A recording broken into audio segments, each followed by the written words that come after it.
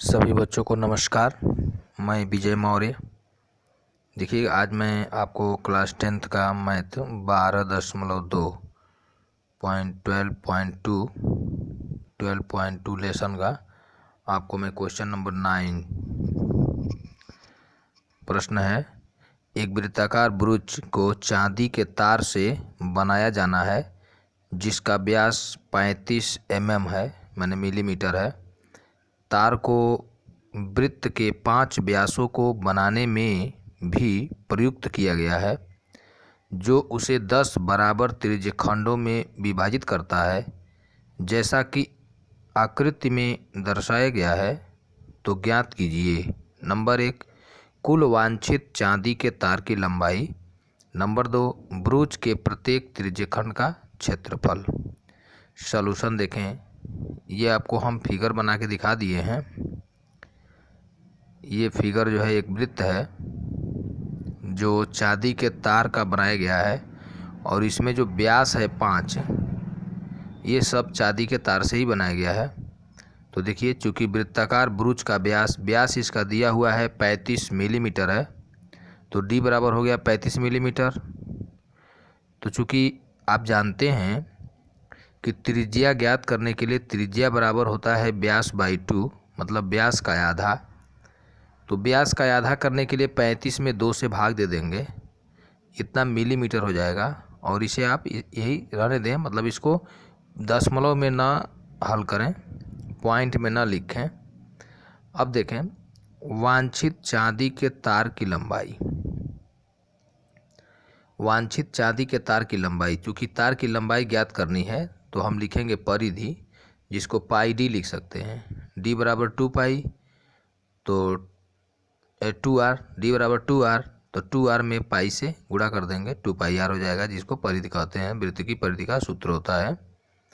अब देखें, पाई के जगह पर 22/7 और डी दिया हुआ है 35 mm, तो वो हो गया आपका 35। तो 7 से 35 कटेगा, 7 पच्चे 35, अब 5 से 22 में गुणा कर देंगे, 22 पच्चे 110, 5 दूनी 10 के शून्य हासिल 1, अब 5 दूनी 10 1 11 मिलीमीटर। अब 5 व्यासों की कुल लंबाई निकालेंगे।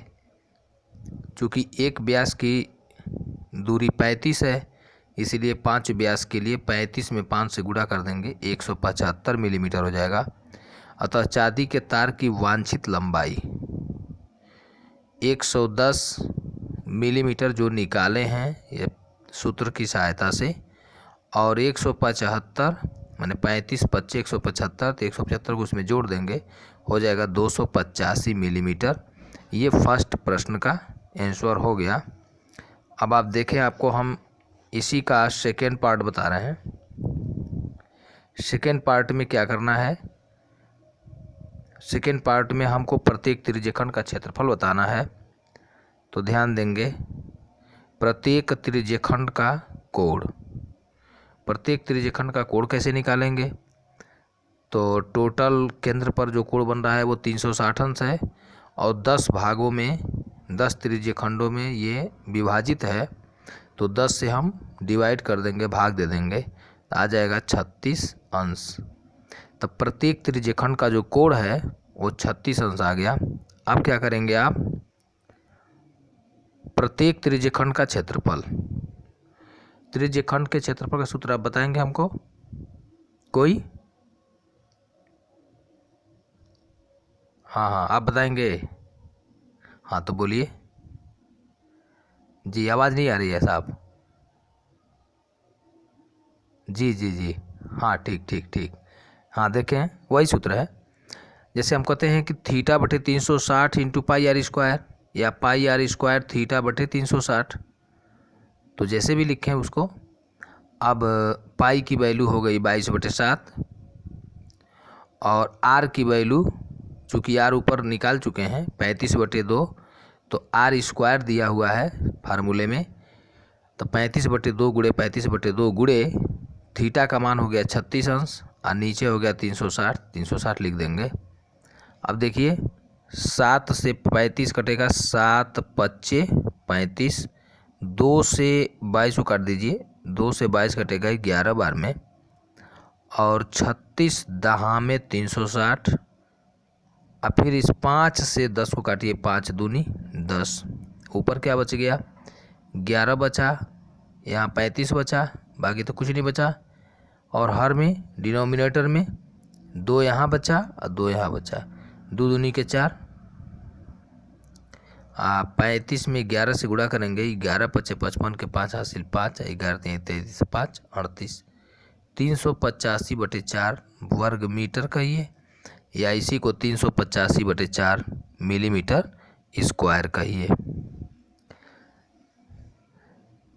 ये प्रश्न का हल सभी बच्चों के समझ में आ गया?